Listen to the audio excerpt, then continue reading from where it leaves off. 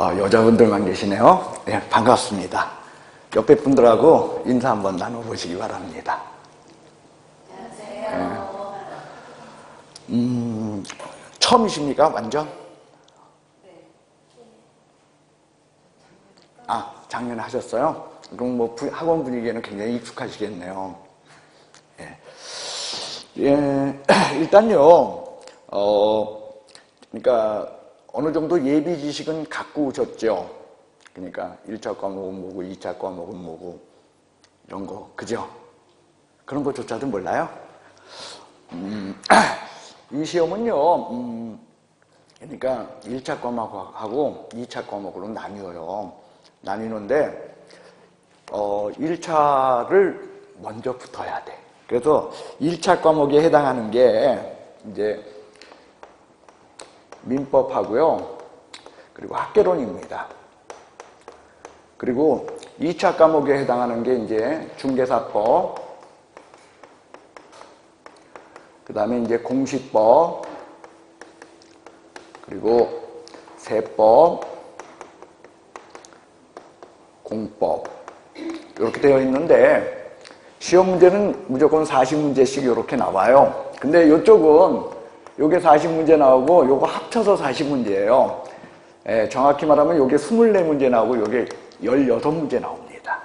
그리고 요게 40문제 나와요. 근데 이제 중요한 건 이쪽을 붙어도 이쪽을 떨어지면은 문제야. 그러니까 이쪽보다 이쪽이 더 중요해서 아마 여러분들이 공부하는 시간의 비중은 여기 한 70% 이상 비중을 둬야 될 겁니다. 그리고 이쪽에는 한 30% 정도 비중을 놓고 하는데 이 30% 중에서도 제가 볼 땐 그런 것 같아요. 같은 요 30%를 갖고서 쓰는데 공법에 투자해야 될 시간이 이거 다 합쳐가지고 한 60% 이상은, 그러니까 30%에 60%니까 36, 18, 그러니까 한 20% 정도의 시간은 여러분들이, 그러니까 여기에 예를 들어서 여기에 70%의 시간을 쓰면 여기에 20%는 써야 돼. 그리고 이 나머지 거 이제 하는 건데요. 요쪽이 예를 들어서 내가 이게 이제 커트라인이 60점이에요. 60점이면은 이제 개수로 치면은 48개. 80개 중에서 60개니까. 그죠? 그래서 저 48개를 맞춰야 되는데 여기서 이제 하나라도 부족해.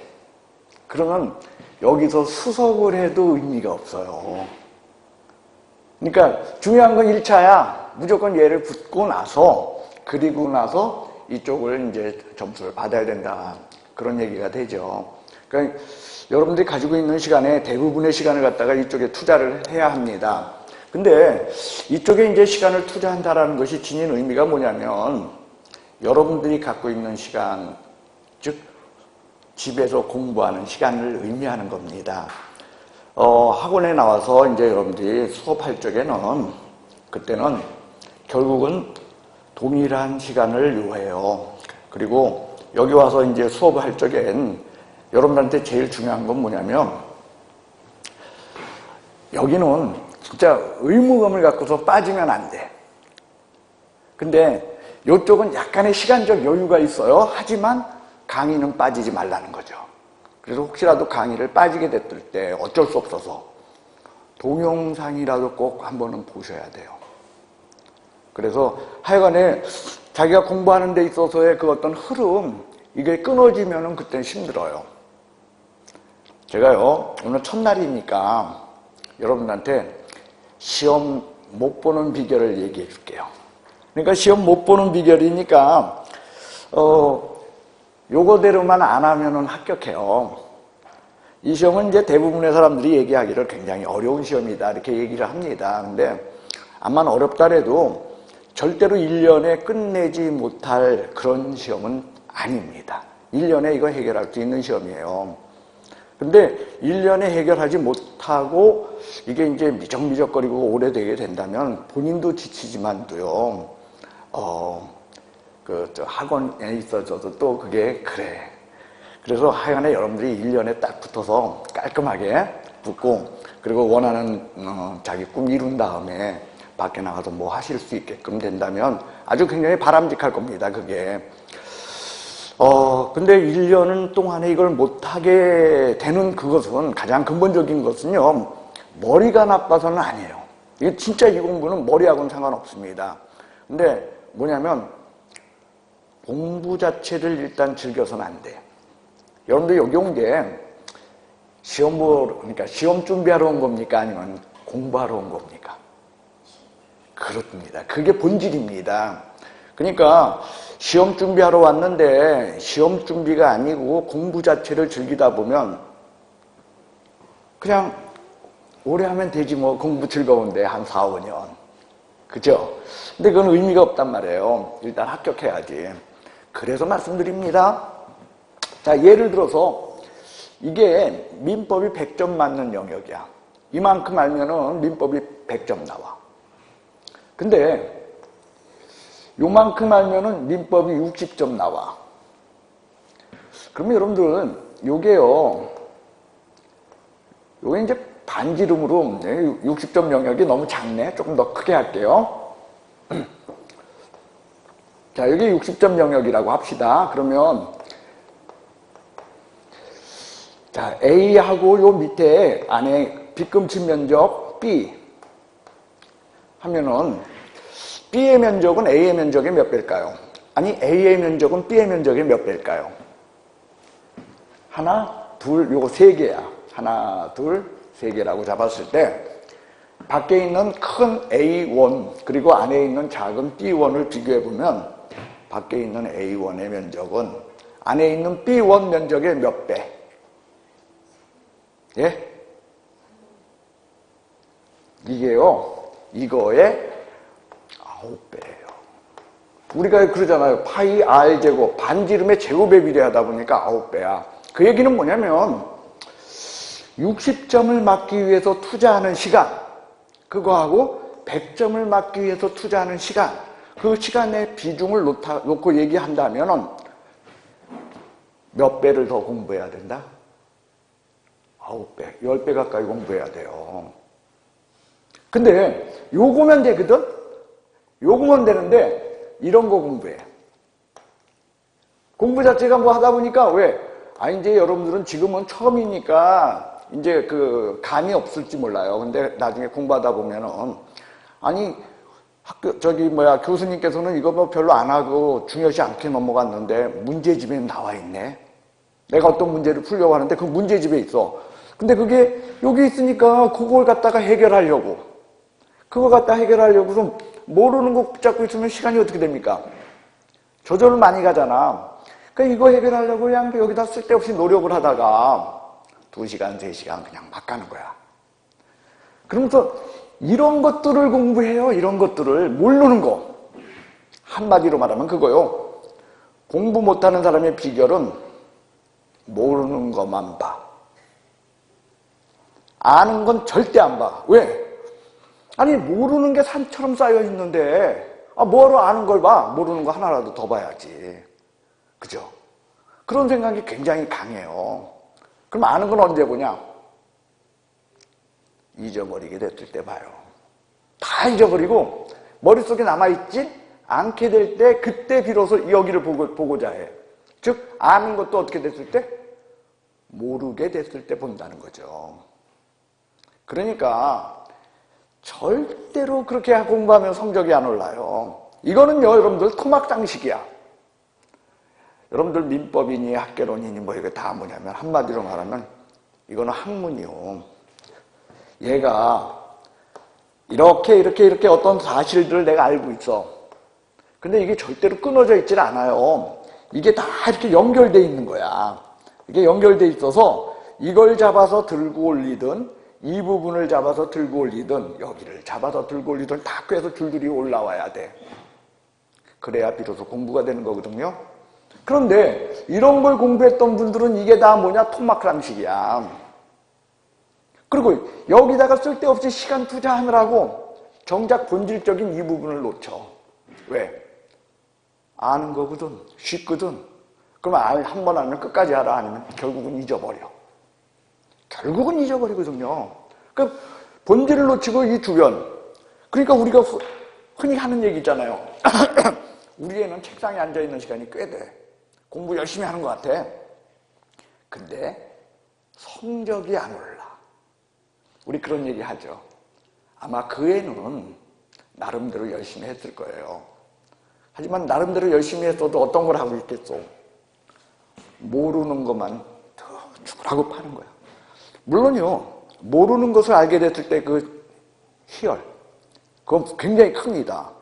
아, 몰랐던 거잖아. 몰랐던 건데 알게 됐잖아. 그럼 얼마나 기분 좋아. 근데 문제는 자기가 그것을 교수들한테 배워서 알고 10분 만에 해결할 수 있었던 것을 모르게 됐을 때 혼자 해결하려고 하면 2시간, 3시간이 우습다는 거야. 그냥 날아가 버려요. 그러니까 시간 대비 효율 너무 떨어지게 되죠. 이런 공부는 여러분들 하지 말아달라는 겁니다. 어떻게 여러분들 우리가 모든 거 알고 봅니까? 여러분들 여기 보십시오. 이게 40문제 중에서 60점이면 24개 맞으면 돼요. 몇 개요? 24개 맞는다? 다 아는 거요? 아니면 반 아는 거요? 반보다 조금 더 한다고 말하면 안 돼. 오지선다형이에요. 반 아니면 20개 맞죠? 그죠? 그럼 20개 틀려요? 아니면 그 중에서 5분의 1은 맞죠? 오지선다형이니까. 5분의 1은 맞겠죠? 그럼 5분의 1이면 4개야. 4개면 60점이에요. 예, 제가 여러분한테 말씀드리고 싶은 건 그겁니다. 이거는요, 이 시험은 꽈락 있어요. 40점 안 넘으면 안 돼, 일단. 하지만 꽈락 나온다? 꽈락 나왔다는 건 그 문제에 4분의 1도 모르는 거야, 사실은요. 왜? 반만 알면 어떻게 돼? 몇 점 나와? 60점 나오거든. 여러분들 전혀 몰랐다고 생각해 보세요. 40개 중에서 전혀 몰랐다면 8개 맞죠? 8개. 전혀 몰라도 확률상 오지선다형이니까. 그런데 꽈락이 16개거든. 그러니까 몇 개만 알면은 절대로 꽈락은 안 나온다는 거죠. 그래서 여러분들 꽈락은 걱정하지 말고요. 제가 여러분한테 원하는 건 그겁니다. 반을 맞추는 공부를 하십시오. 여러분들 이렇게 해서 교수들이 해주는 이 핵심적인 부분들 60점을 맞기 위한 공부를 했다면 점수는 60점에 그칠까요? 절대 안 그렇습니다. 학문은 나름대로 있죠. 굉장히 탄력성 있고 굉장히 생태학적이에요.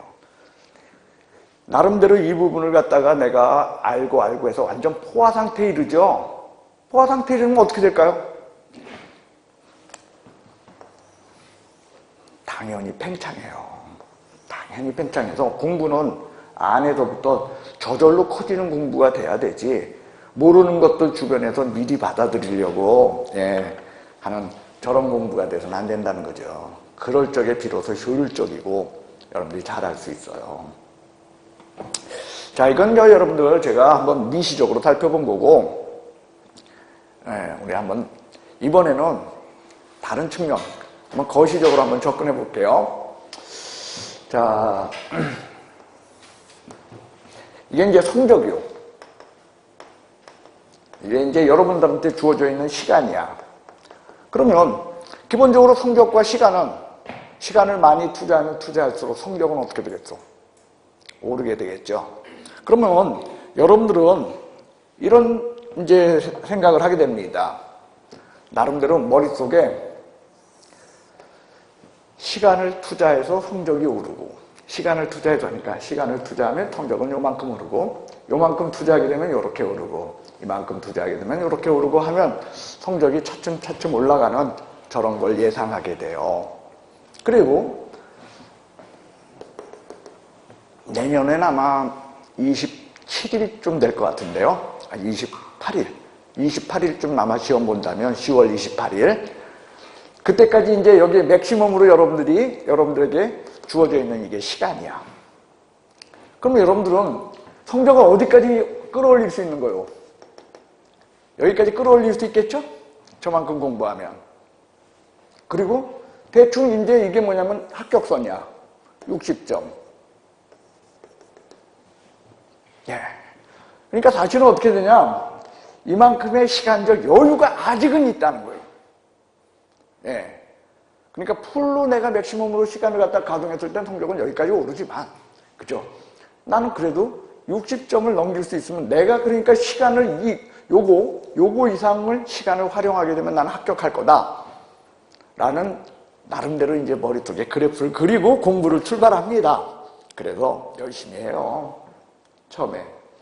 자, 여기서부터 이만큼 공부했어. 시간을 이만큼 들여서 여기 이렇게 노력을 했습니다. 그러면 내 머릿속에 이 정도 공부했으면 성적은 어디까지 올라야 돼? 여기까지는 올라야 되죠? 그죠? 근데 실제는 안 그렇다는 거야.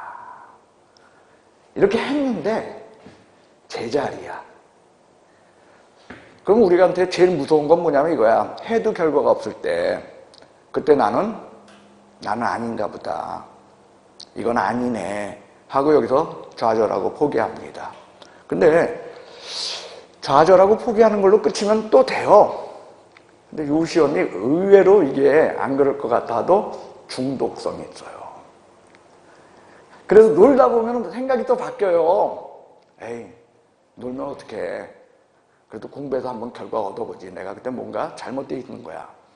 생각이 바뀌면서 다시 출발하려고 합니다. 여기서 한 일주일 낭비해 놀다.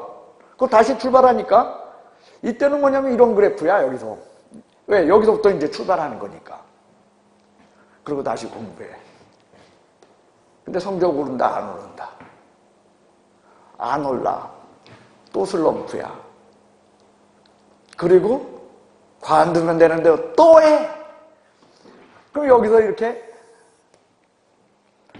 한마디로 말해서 맨날 뭐요?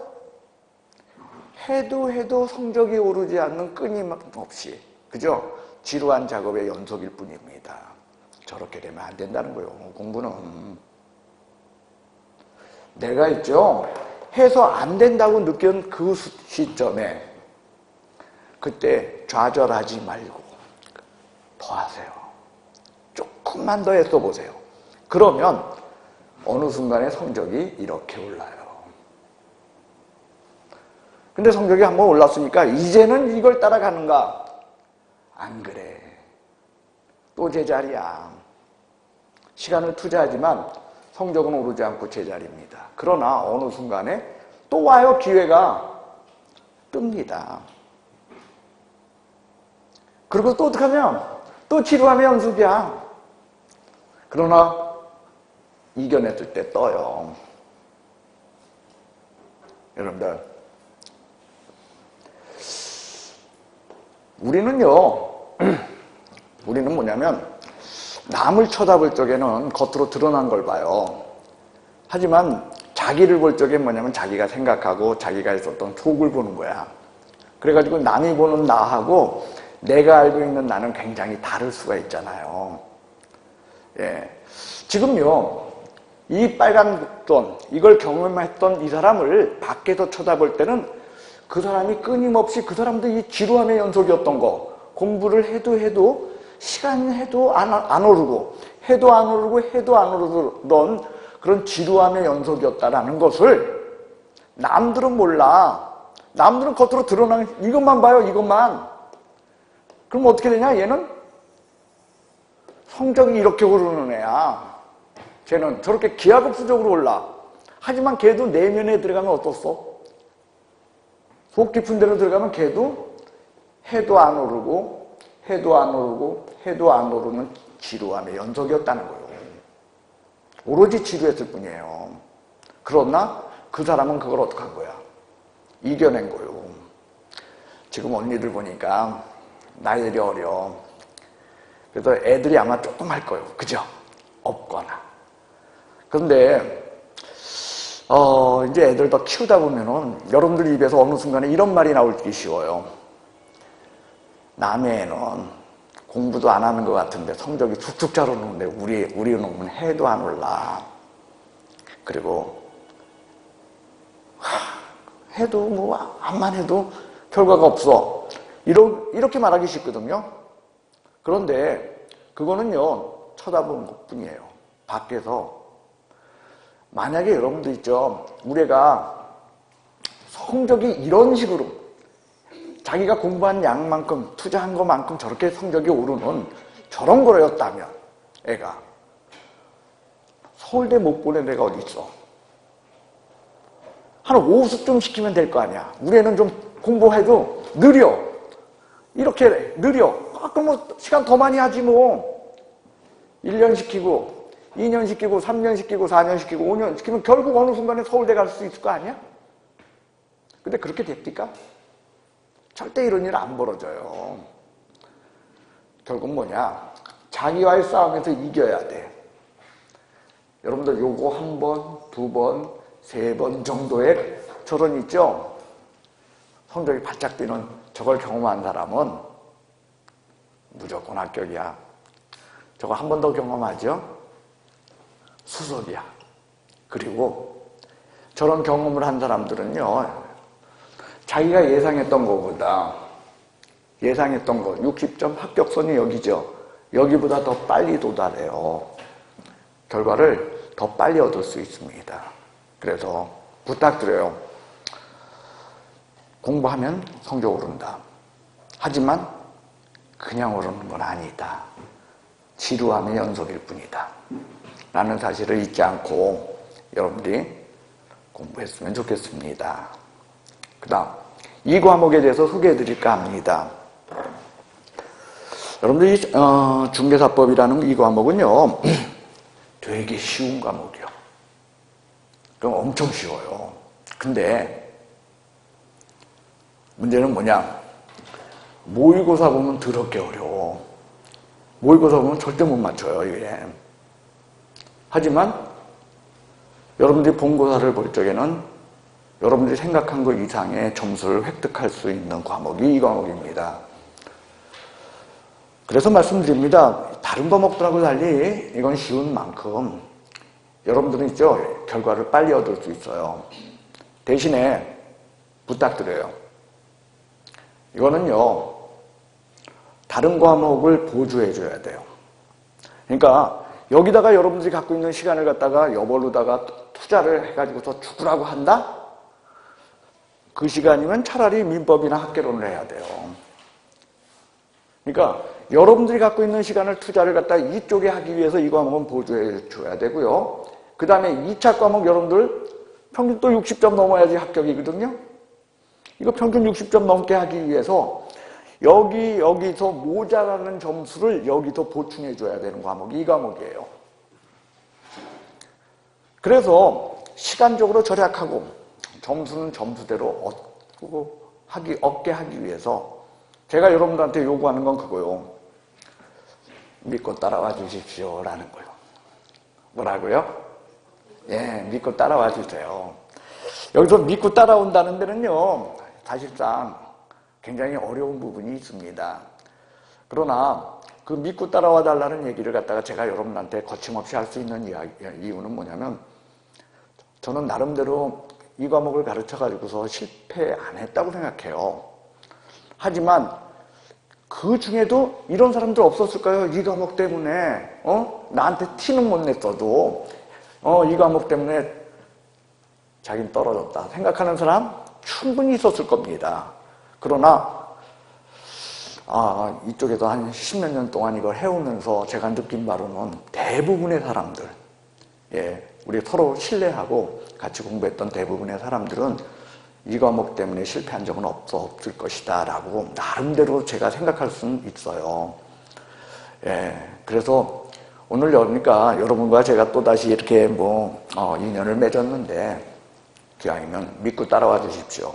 그리고 두 번째로 믿고 따라오기 하기 위해서 여러분한테 부탁하는 건 뭐냐? 서두르지 마십시오. 여러분들 한 시간에 한 문제 맞출 수 있다면 여러분들과 저한테 주어진 시간은 아마 못 있어도 40줄 거예요. 암만 적게 잡아도 40주는 될 거예요. 그럼 40주면은 120문제 맞출 수 있네요, 무려. 왜? 제가 여러분들하고 여기서 하루에 3시간씩 수업하잖아. 그럼 120문제나 맞춰. 시험 문제는 몇 문제밖에 안 되는데. 40문제밖에 안 되는데. 그래요.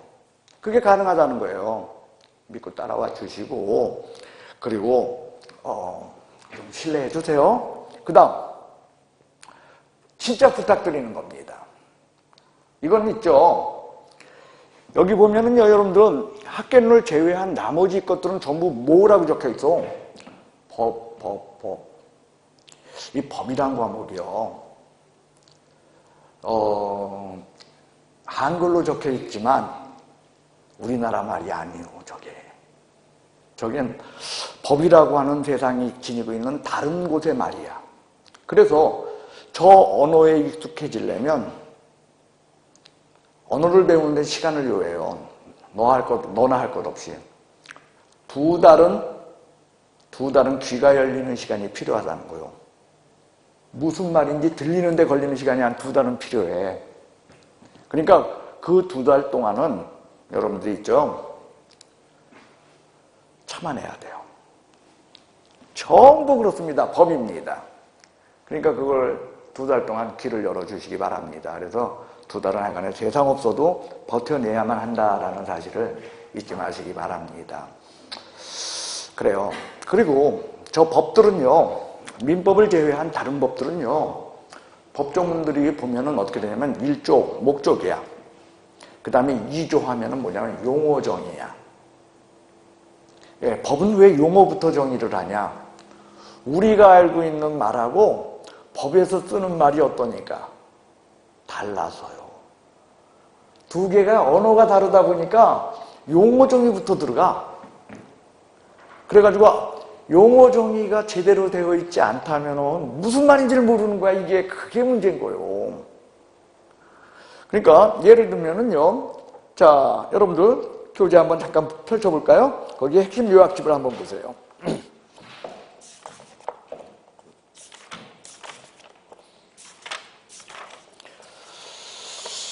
자, 핵심 요약집의 7페이지를 보세요. 그 7페이지 맨 앞에, 예, 총칙편 7페이지를 찾으셨나요? 거기 보시면 용어 정의 이렇게 해가지고서 거기 중계 이렇게 돼 있죠. 그리고 한 장 들춰보세요. 동그라미 1번은 중계였죠? 그 다음에 동그라미 3번 뭐요? 중계업이 있었죠. 동그라미 3번은 뭐요? 중개업. 그러면 여러분 잠깐 고개 들어보십시오. 용어 정의 보니까 중개와 중개업이 같은 거야? 보니까 다른 거야. 다르니까 따로 있었지, 그죠? 그러면 여러분들 용어가 정확하지 않다면 제가 여기서요, 저는 중개를 이야기하고 있어. 근데 나는 중개를 얘기하는데 여러분은 중개업을 생각하고 듣고 있다면 그 수업이 들릴까요? 우리가 뭔가를 못할 적에는 아주 심오한 이론이 뒷받침되지 않아가지고 못하는 게 아니야. 가장 기본적인 출발이 잘못되어 있을 적에 안 들려요. 다시요, 여러분들 거기 8페이지에 거기 동그라미 2번 밑으로 쭉 내려가서 동그라미 2번 보면 뭐가 되냐면 공인중개사 있죠? 중개업 위에. 그러면 여러분들 9페이지에 4번, 동그라미 4번 꼭대기에 뭐가 있어? 구겨 드실래요? 공인중개사랑 개업공인중개사가 하니까 같은 거야? 다른 거야? 다른 거죠. 근데 저는 여기서 공인중개사를 얘기하고 있는데 여러분들의 머릿속으로는 개업공인중개사를 그리고 있어? 그러면 제가 하는 말이 들릴까요? 아니면 무진장 헷갈릴까요? 그때는 안 들리는 거예요. 아주 어려운 것 때문에 안 들리는 게 아니야. 뭐 때문에 안 들려? 출발, 작은 거, 그게 안 돼 있어서 안 들리는 거예요. 예. 그 다음. 자, 저는요, 지금 우리 원주 공인중개사 학원이 굉장히 바람직하다고 생각하는 게 뭐냐면요. 사실상 대부분의 지금 학원들은 아마 출발을 한다면 저거 갖고 해요. 그, 입문서라는 거. 예. 입문서라는 걸 가지고서 출발을 하는데 저게 있죠. 11, 12월 보고 버려야 되는 책이야. 저게요. 사실상 의미가 없어요. 하지만 여러분들 지금 보는 이 책은요, 앞으로 이제 책들 나오게 되면 1월 달부터 하는 책이 있죠. 뭐 700페이지 넘어가고 뭐 이런 뭐 학개론이나 민법 같은 거 막 900페이지도 넘고 그래요. 그러니까 책만 해도 이렇게 쌓여요. 근데 그런 책들을 한마디로 요약해 놓고 나중 끝까지 볼 수 있는 게 요약집이에요. 이 책이에요. 이 책은 그러니까 11, 12월 보고 버릴 책이요. 아니면 끝까지 볼 책이요. 이건 끝까지 볼 책이에요. 그런 측면에서, 그런 의미에서 나름대로 이 책은 상당히 저는 의미가 있다고 생각합니다. 그래서 입문서로 출발하지 않고 이렇게 한다는 것 자체도 저는 이게 바람직하다고 생각해요. 그래서 여러분들을 위해서도 이건 잘 된 겁니다. 해서 제가 오늘이 월요일이 아니라 화요일이나 수요일이었었다면 아마 이런 이야기 안 했을 거예요. 왜? 어차피 월요일날 수업했던 교수가 다 이야기할 것 아니요. 그죠? 그러니까 안 할 텐데 제가 이제 월요일 수업이니까 어떻게 보면 여러분들 첫 강의라서 저런 얘기들이 없었을 것 같아서 오늘 본의 아니게 오리엔테이션을 제가 도맡아서 하게 됐네요. 끝까지 가십시오. 성공할 겁니다. 자, 그런 측면에서 쉬러 가는 시간 전에 제가 책 한 권 소개해 줄게요. 여러분들 21세기 제일 많이 팔린 책이 뭘 것 같아요? 사람들 뭐 성경 얘기하는데 솔직히 성경 읽어? 21세기에 제일 많이 팔린 책은 해리포터요. 근데 단행본으로 제일 많이 팔린 책은 따로 있어요. 그건 뭐냐면 연금술사라는 책이에요. 대부분이 아마 읽어보셨을 거예요. 코엘료라는 작가의 작품인데요. 그 연금술사를 보면요. 그 책을 같이 좀 얘기 나누고 싶어요. 그 책을 보면은 주인공이 스페인에 사는 양치기야.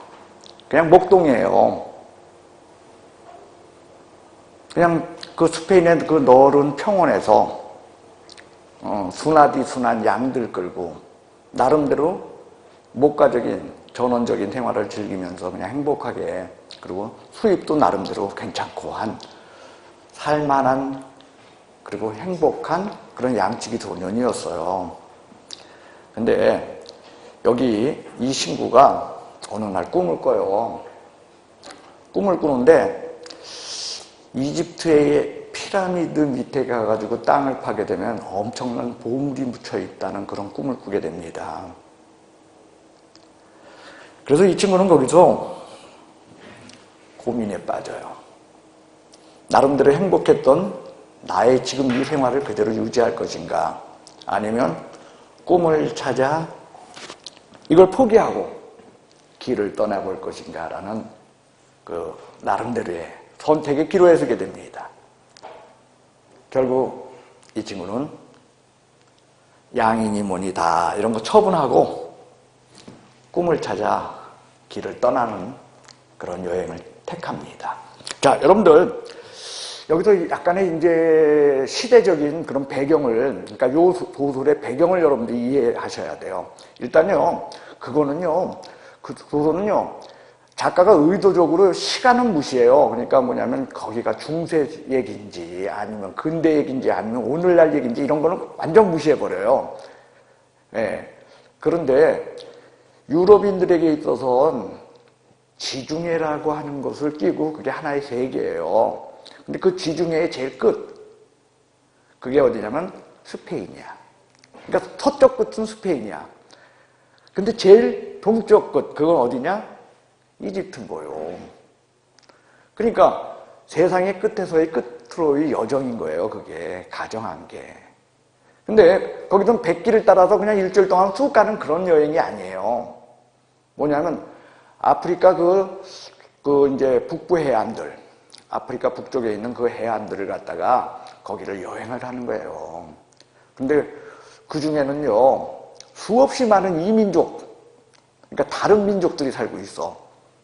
그리고 사하라 사막 넘어야 돼. 그러니까 그 여정은 어떤 거냐면 이런 거예요.